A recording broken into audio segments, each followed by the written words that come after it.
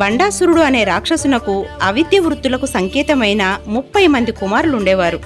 వారు ఇంద్రాది దేవతలను కూడా గడగడలాడించిన వారు. వారిని సంహరించటం ఎవరి వల్ల కాలేదు.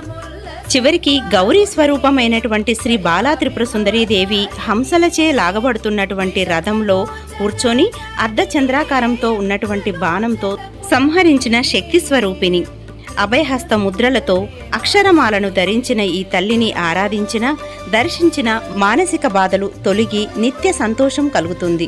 అమ్మని భక్తి శ్రద్ధలతో పూజించిన వారికి శత్రువులు లేకుండా చేస్తుంది. ధనాదాయంను పెంచి ఆయుష్ను వృద్ధి చేసి ఆరోగ్య బలాన్ని ఇస్తుంది. బాలా త్రిపుర సుందరీదేవి పేరే పరమ పావనం, పవిత్రం. త్రిపుర సుందరీదేవి శ్రీచక్రంలో త్రిపురాత్రయంలో మొదటి దేవత. షోడశ విద్యకు అధిష్టాన దేవత. ఫుల్ డీటెయిల్స్ ఉన్నటువంటి లింక్ ని షార్ట్స్ లో రిలేటెడ్ వీడియోగా ఇస్తున్నాండి. వీడియో కనుక నచ్చినట్లయితే లైక్ అండ్